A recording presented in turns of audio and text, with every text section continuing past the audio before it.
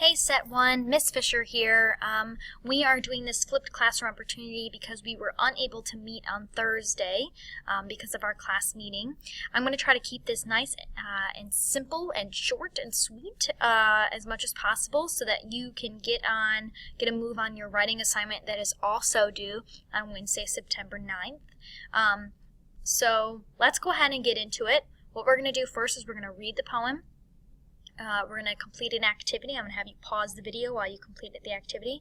Then I'm going to have you press play when you're done with that. Come back in. We'll work over the text-dependent questions together. We'll take notes together, and then you will be done. All right, so first and foremost, the title of the poem is The Road Not Taken by Robert Frost. And I love this poem because it speaks a lot about, well, it speaks entirely about life journeys. And this is something that we're going to be discovering in our next unit, the Odyssey. And it is something that I think is relevant to your own lives, right? I mean, you guys are embarking on this new journey as freshmen here at HFL. This is a part of your life journey. So it's something that you should be able to relate to as well. So first, we're going to read through the poem. So go ahead and follow along with me. Two roads diverged in a yellow wood, and sorry I could not travel both and be one traveler. Long I stood and looked down one as far as I could to where it bent in the undergrowth. Then took the other, as just as fair, and having perhaps the better claim, because it was grassy and wanted wear, though as for that, the passing there had worn them really about the same. And both that morning equally lay, and leaves no step had trodden black. Oh, I kept the first for another day. Yet knowing how way leads on to way, I doubted if I should ever come back. I shall be telling this with a sigh, somewhere ages and ages hence. Two roads diverged in a wood, and I took the one less traveled by, and that has made all the difference. So, first activity is to go through and rewrite each stanza into your own words. What is the speaker saying? So let's do stanza 1 together before you pause the video. Let's reread. Two roads diverged in a yellow wood, and sorry I could not travel both and be one traveler. Long I stood and looked down one as far as I could to where it bent in the undergrowth. So, to me, this first stanza is about a traveler, right? We can gather that much, and he or she, I'm just going to refer to him as a he for the sake of this video. He comes to this fork in the road, right? There's two roads, they're going two different directions, and he's not sure which way to go. He's sorry he could not travel both, right? He's having to make this decision, and we know it's hard for him because he stood there for a long time. Long I stood, right?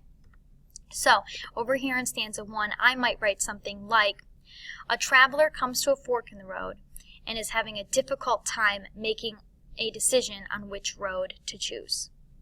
Right? Very simple, one sentence, not a lot of, fluff in there. So now what I'll have you do is pause the video and go through and complete stanzas 2, 3, and 4 on your own. And then in the final thoughts, all I want you to do is just put what do you think the big picture of this poem is? What's the theme? What is the speaker saying beyond just the words of the poem? What does the speaker mean? So go ahead and press pause, and then when you're done, press play. Okay, hey guys, welcome back. Hopefully that activity of you rewriting each stanza helped you kind of look a little deeper into the poem and what it means. Let's go ahead and go through the questions. If you flip over your sheet of paper, you will notice a chart with text-dependent questions on the left and a space for your evidence-based answers on the right. You don't even have to flip over your sheet of paper. I'm going to keep the poem up here on the screen for you while you are doing your writing. So feel free to just kind of listen to my voice, take notes, and peek up on the screen every once in a while. But I'm going to be reading the questions, and I'm going to be providing you the answers here, okay? This is a very simple task. All you have to do is listen and take notes in the section. And it doesn't have to be long. It doesn't have to be complete sentences. It can just be bullet points, okay? Just quick phrases or words that stand out to you from what I explain in each question that you think should be written down. I will be collecting this on Wednesday, September 9th, so make sure that you are doing this part because you will get credit for completing the notes on your sheet of paper. So let's go ahead and get started. Number 1, how many stanzas are in the poem and how many lines are in each stanza? Simple. Let's look at the first stanza. There's 4, we know that. And how many lines? 1, 2, 3, 4, 5. So we would write 4 stanzas, 5 lines, and this is what we call a quintrain. That's spelled Quintrain, and that's just a word I want to throw out to you because it's going to be something you will encounter in our poetry unit later on this year. A quintrain just means a stanza that has 5 lines. Okay, really simple. Next question, what is the rhyme scheme? The rhyme scheme is A-B-A-A-B. So make sure you write that down. And the reason that I know this is because if you look back, let's just go ahead and look at our first stanza again. Would, we would label as A, right? Both does not rhyme with would, so we would label it with B. Stood and could both rhyme with would, so those are both A's. And growth rhymes with both, so that's B. So A, B, A, B. Right? Number 3, tone is the way somebody says something as an indicator of what that person is feeling or thinking, right? An example of tone is Long I Stood in line 3. What do you think the tone of this poem is? And including that line, what do you think the tone of this poem? And find evidence to support your choice. So to me, the tone of this poem is thoughtful, right? He stood there for a long time. Long I stood. And if you look at line, what line number is this?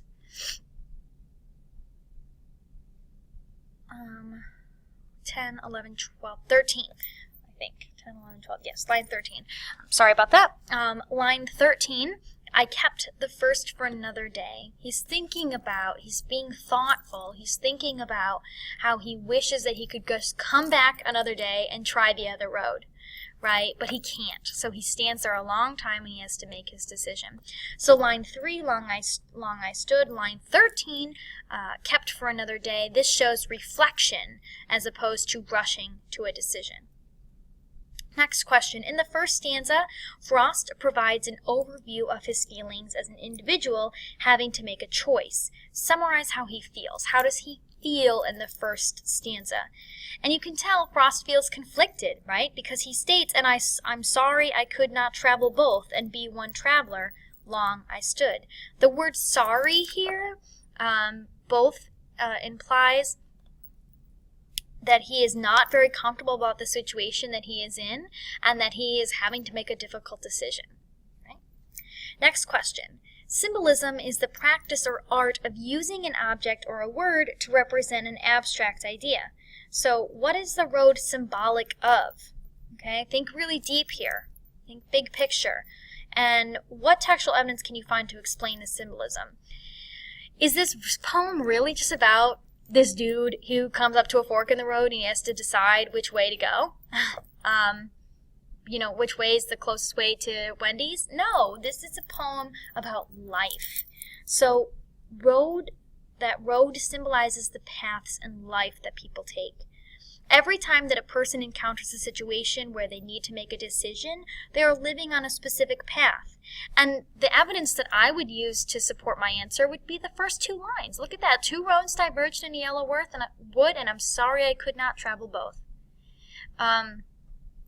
It's talking about how it's a difficult thing to make decisions sometimes in life, and you can go one way or you can go the other. You could be a teacher or you could be an astronaut. But one's going to make heck of a lot more money. But the other one's a little bit more dangerous when it comes to, preserving your life. So when you're looking at this poem, think beyond just the road. Think road equals life. Okay, you might want to write that down as your notes. Next question, what does wanted where mean and imply about the choice that the author made? So wanted where in line 8, if you look here, you are probably wondering what that means. It means that not many people have gone down this road or have made this choice. It's grassy. and it's not worn. So it implies that the author is being unique about choosing this road and taking a risk because others do not choose this path. The reason others do not choose this path is unknown, right? When we're reading this poem, we're like, we don't know why people haven't taken this path. Maybe it's riskier, maybe it's more difficult, maybe it's dangerous. Whatever the reason, we know that there's one path that is well-worn and a lot of people take it, and then there's one that only a few people have ever taken. And it's obvious to the speaker. The next question, how are the two roads different and how are they similar? Well, we know they're different because of what we just talked about. One is more often taken or walked than the other. And that's evidenced in lines 8. But also they are similar because they both seem to be just as fair, right? When you look at line 6, then took the other just as fair. And fair here does not mean like a carnival. And it also does not mean that when things are equal, like, life's not fair, That's not what it means. Fair here is being used as how it looks. It looks fair. They both look just as fair, which means they both look just as appealing. It's not like one road is really ugly compared to the other. They both look wonderful. One's just a little bit more worn than the other. More people tend to take one than the other. Next question. What is the author expressing about his final choice in lines 13 through 15? And so what we're doing is we're looking basically here at stanza 3. And what is the author expressing about his final choice? To me, the author is expressing some self-doubt, right? He's a little bit upset that he can't take both, right? He says, I wish that I kept the first for another day. I wish I could come back and try it again another day. And it's also tinged with a little humorous self-realization, right? That in every choice we make, there is a sacrifice involved. He knows that as life usually goes, he might not get the chance to come back to that same crossroads again or to that same choice. And that's in line 15. I doubted if I should ever come back. He knows that he's not going to be able to come back and redo his decision. There's a sacrifice to be made, but he has to make it. The next question, according to the text, what is the relationship between choices in life and human beings?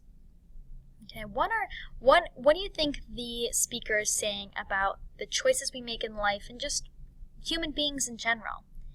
And you're going to use textual evidence to support your claim. Really, there are two possible answers, and you might agree with either one of them. You could take notes on both. You could take notes on one or the other, whatever one sits well with you. The first possible answer is that when humans make choices in life, they should think well and long and hard about the choices that they are making, right? Look back, long I stood, line 3, right? Thinking long and hard about it because it's a big decision. The speaker does not take another step nor choose which road between the two to take until he makes his decision. Decisions are final, The other choice that you could possibly have, or thought about was that according to the text, when making choices in life, human beings should acknowledge some kind of responsibility for their own choices. This is one that I kind of lean towards. In the end, the text states that the speaker says, and I took the one less traveled by. And I think that's the key moment in the poem, right? He's taking the one that not a lot of people take. And he has to take some responsibility for that. He can't say when he gets down to the end of the road that it was really long and hard and it's not his fault that it took him 2 weeks longer to make it down the road than it should have. No, it's his own responsibility. He made the choice. But it's also our responsibility to do something different with our lives, right? Is it enough just to follow down the one path that everyone takes and do what everyone else does? No, it's not. If you look at the leaders of our country, whether it be the founding fathers, Martin Luther King Jr., President Obama, these people took the paths less traveled by, and that has made all the difference, right? And that kind of brings us into my next question. It doesn't, but we'll get back to that.